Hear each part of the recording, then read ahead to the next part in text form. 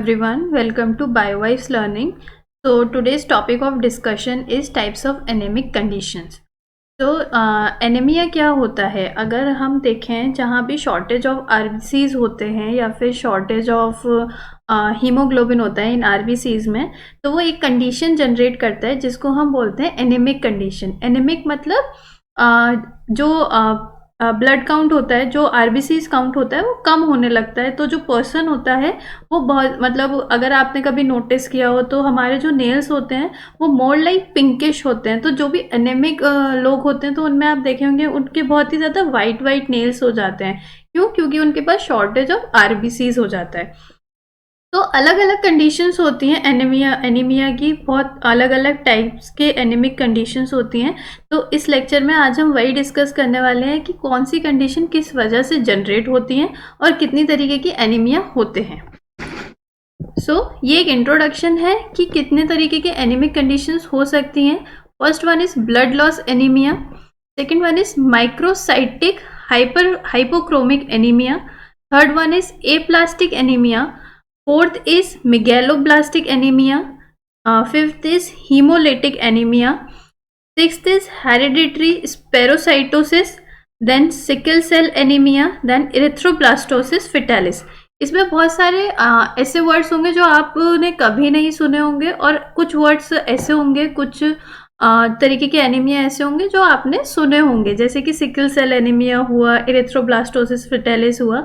लेकिन इस वाले में मैं ये जितने भी तरीके के एनीमिया कंडीशंस हैं मैं डिस्कस करूंगी इन अ क्रिस्प वे, कि आपको इंट्रोडक्शन पता चल जाए कि कौन से तरीके का एनीमिया किस वजह से होता है। तो जो पहली एनीमिक कंडीशन होती है वो होती है ब्लड लॉस एनीमिया। जैसे कि वर्ड से अगर हम पता लगा सकें, ब्लड लॉस मतलब ब्लड लॉस हो रहा है किस वजह से, तो occur after rapid haemorrhage. Haemorrhage क्या होता है? हीमोरेज कंडीशंस क्या होती हैं? आपने दो कंडीशन सुनी होगी। First one is ischemic condition and second आपने सुनी होगी हीमोरेज कंडीशन।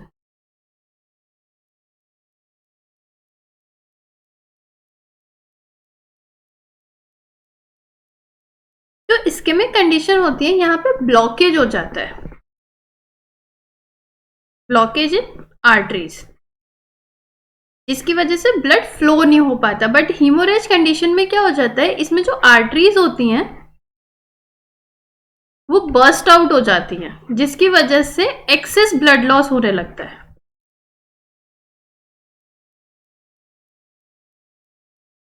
ठीक है, तो जहां एक्सेस ब्लड लॉस हो रहा है उस कंडीशन को हम हीमोरेज कंडीशन कहते हैं, और जहां ब्लॉकेज हो रहा है, जहां पे ब्लड फ्लो ही नहीं कर पा रहा है, उसको हम इस्केमिक कंडीशन कहते हैं।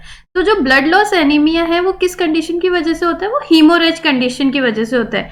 जैसे कि यहाँ पे मैंने एक पिक्चर लगाई है, इन्होंने ये जूम करके बताया है। ये यहाँ पे देखिए, ये जो आर्टरी है हमारी, ये बर्स्ट आउट हो गई है, जिसमें से कि ब्लड जो है वो बाहर आ जा रहा है। तो यहाँ पे एक्सेस ब्लड लॉस हो जा रहा है। Body replaces the fluid portion of plasma with in 1 और 3 days। अगर हीमोरेज कंडीशन हो भी रही है तो 1 और 3 days में जो बॉडी होती है वो अपना प्लाज्मा रीगेन कर लेती है, and there is a loss in the concentration of RBCs. But अगर सेकेंड हीमोरेज कंडीशन नहीं होती है तो आरबीसीज का जो कंसेंट्रेशन होता है वो बैक टू नॉर्मल हो जाता है। कितने दिन में? 3 to 6 वीक में। लेकिन अगर सेकेंड हीमोरेज कंडीशन आ जाती है और अगर दूसरी बार भी हीमोरेज कंडीशन हुई तो दूसरी बार भी ब्लड लॉस होगा, दूसरी बार भी आरबीसीज का कंसंट्रेशन पहली बार से भी और कम होने लगेगा, तो ये और भी ज्यादा डेडली कंडीशंस जनरेट कर सकता है।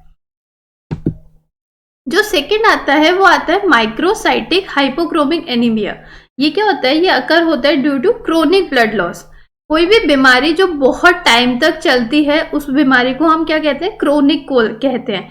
तो जब भी ब्लड लॉस बहुत ही लंबे टाइम पीरियड के लिए रहता है तो वो होता है chronic blood loss. Person will not able to absorb iron from the intestine to form haemoglobin.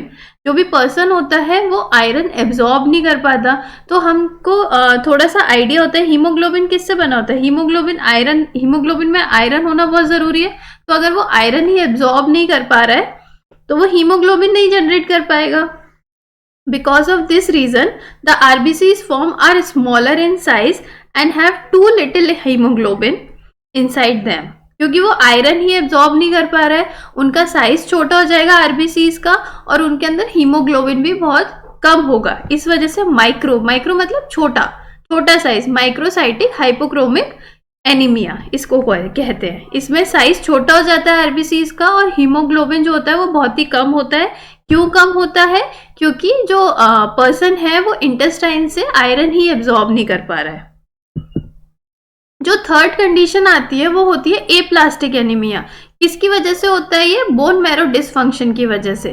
जो हमारे रेड ब्लड सेल्स होते हैं वो कहाँ बनते हैं? बोन मैरो में बनते हैं. तो यहाँ पे बोन मैरो ही डिसफंक्शन हो जा रहा है. अगर हम एग्जाम्पल देखें किस वजह से डिसफंक्शन हो सकता है bone marrow, exposure to high doses of radiations, chemotherapy जो भी कैंसर में होती है treatment can damage the stem cell of bone marrow. Likewise high doses of certain toxic chemicals such as insecticides की वजह से या फिर बेंजीन इन गैसोलिन में कॉज द सेम इफेक्ट. तो इस वजह से बोन मैरो डिसफंक्शन हो सकता है. जो इतने भी कीमोथेरेपी होते हैं या फिर रेडिएशन के एक्सपोजर में कोई पर्सन आ रहा है या फिर कुछ इंसेक्टिसाइड्स ऐसे होते हैं तो वो भी बोन मैरो डिसफंक्शन को कर सकते हैं. In autoimmune disorders such as lupus erythematosus, the immune system start attacking healthy cells such as bone marrow stem cell. जितने भी ऑटो इम्यून डिसीजेज होते हैं जैसे कि ये एग्जाम्पल है, इसमें क्या होता है जो खुद का हमारा इम्यून सिस्टम होता है वो हेल्दी सेल्स को ही मारने लगता है. जो बोन मैरो के स्टेम सेल होते हैं जिससे आरबीसीज जनरेट होते हैं वो उसी को ही मारने लगता है. In about half of the aplastic anemia cases, the cause is unknown. जितने भी अगर हम देखें हाफ ऑफ द जितने भी एनीमिक कंडीशन होते हैं उसमें हमें कॉज ही नहीं पता होता है. तो इस कंडीशन को हम आइडियोपैथिक एप्लास्टिक एनीमिया कहते हैं.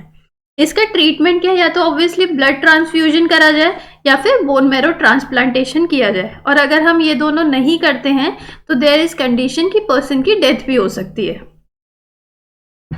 जैसे कि अगर हम यहाँ देखें, यहाँ पे normally bone marrow makes the blood cells needed to keep the body healthy. यहाँ पे जो ये बोन मैरो है बोन के अंदर ये प्रॉपरली रेड ब्लड सेल्स बना रहा है. लेकिन जो एप्लास्टिक एनीमिया में अगर हम देखें तो यहाँ पे बहुत ही कम ब्लड सेल्स बन पा रहे हैं यहाँ पे, क्योंकि यहाँ पे ये इस जगह पे अगर आप डिफरेंस देख सकते हैं तो यहाँ पे वो प्रॉपरली जनरेट नहीं कर पा रहा है और बहुत कम जनरेट कर रहा है आरबीसीज.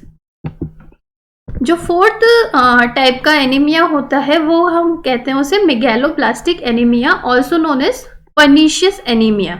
ये किस वजह से होता है? जब भी किसी पर्सन में डेफिशिएंसी हो रही होती है विटामिन B12 की या फिर फॉलिक एसिड की डेफिशिएंसी होती है तो वो पर्नीशियस एनीमिया या फिर मेगैलोब्लास्टिक एनीमिया को जनरेट करती है. Because of the deficiency the enlargement of RBCs occur, therefore known as megaloblastic. अगर आप वर्ड से अगर हम समझने की कोशिश करें, क्या लिखा है? मिगैलो ब्लास्टिक. मेगा का मतलब क्या होता है? लार्ज. ठीक है, तो इस वजह से यहाँ पे क्या होता है, यहाँ पे जो साइज होता है आरबीसीज का वो बहुत ज्यादा बड़ा हो जाता है एंड इसी वजह से हम इसको मेगैलोब्लास्टिक एनीमिया कहते हैं.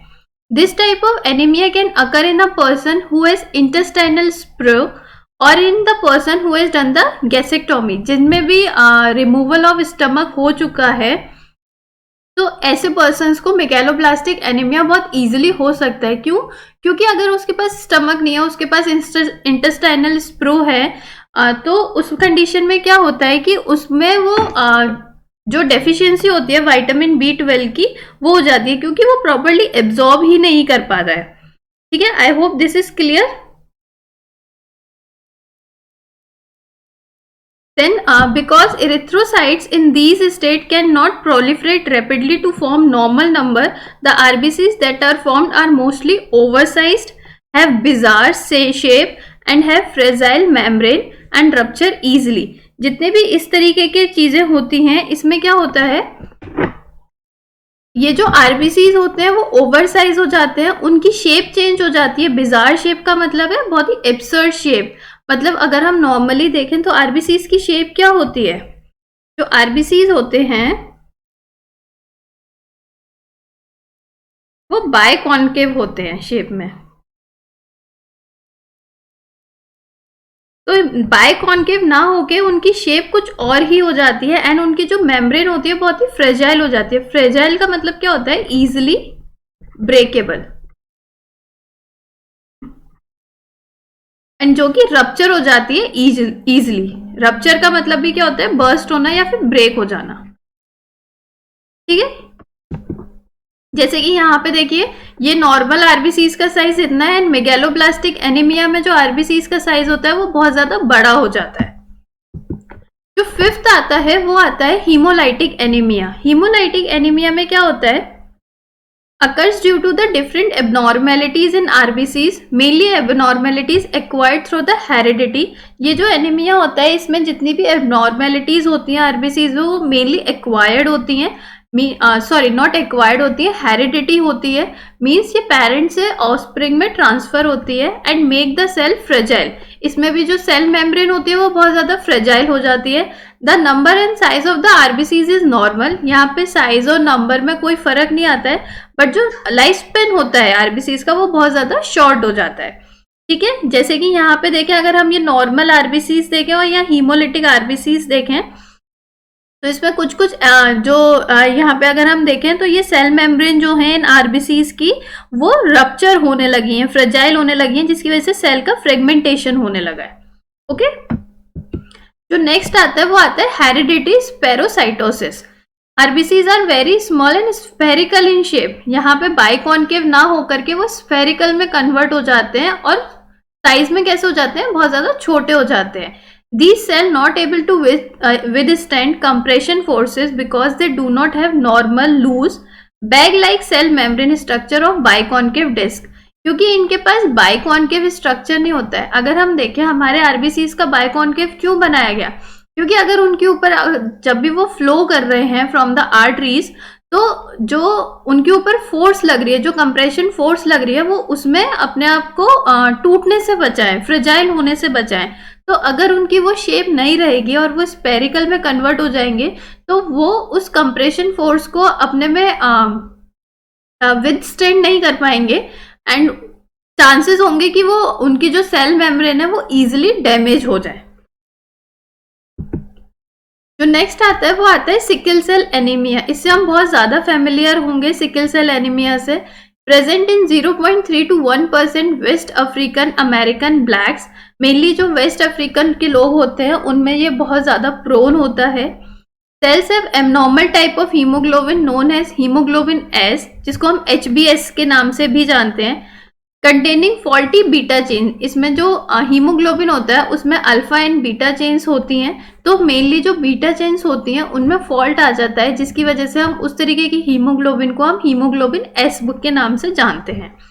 HbS exposed to the low oxygen, it form the long crystals inside the RBCs. These crystal elongates the cell and give the shape of sickle। जैसे कि ये आप देखिए ये सिकल शेप लग रही है, इस तरीके से जो शेप हो जाती है किसी भी आरबीसीज की उसको हम सिकल शेप बोलते हैं। Damages the cell membrane damage हो जाती है and so cell membrane become fragile, और सेल मेम्ब्रेन जिसकी वजह से बहुत ज्यादा फ्रेजाइल हो जाती है। मैंने इसका बायोकेमिस्ट्री पॉइंट ऑफ व्यू नहीं बताया है। इसमें क्या होता है, जैसे ये नॉर्मल हमारे आरबीसीज की शेप अगर मैं ये मान के चलूं बाइकॉन्केव होती है तो ये इस शेप में कन्वर्ट हो जाता है। क्यों? क्योंकि यहाँ पे जो पोलर अमीनो एसिड होता है वो कन्वर्ट हो जाता है नॉन पोलर अमीनो एसिड में। तो जो नॉन पोलर अमीनो एसिड होता है वो क्या होता है? हाइड्रोफोबिक इन नेचर होता है। हाइड्रोफोबिक होने की वजह से क्या होता है, वो वाटर से छुपना चाहता है, वो फियर ऑफ वाटर होता है। तो छुपने की वजह से जो ये ऐसी शेप होती है, यहाँ पे अगर कोई भी नॉन पोलर अमीनो एसिड आ गया तो वो कोशिश करेगा अपने आप को छुपाने की, जिसकी वजह से जो आरबीसीज होते हैं उनकी शेप ऐसे करके हो जाती है, इस तरीके से हो जाती है। तो एक तो रीजन ये हो गया, एक रीजन हो गया यहाँ पे लॉन्ग क्रिस्टल फॉर्म हो जाते हैं जिनकी वजह से शेप सिकल शेप में कन्वर्जन हो जाता है। जो नेक्स्ट आता है वो आता है इरिथ्रोब्लास्टोसिस फेटालिस। इसमें क्या होता है, जब भी एक मेल और एक फीमेल आपस में एक ऑफस्प्रिंग को जब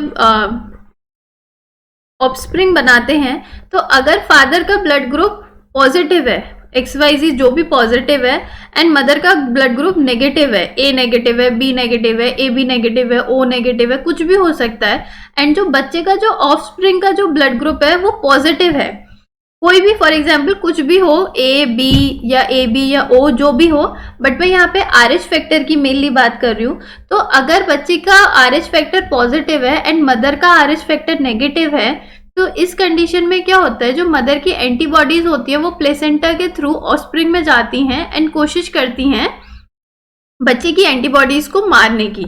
तो the RH positive RBCs of foetus attacked by the RH negative mother, okay, the RH negative antibody makes RH positive cells fragile, leading to rapid rupture and cause the child to be born with a serious condition of anemia.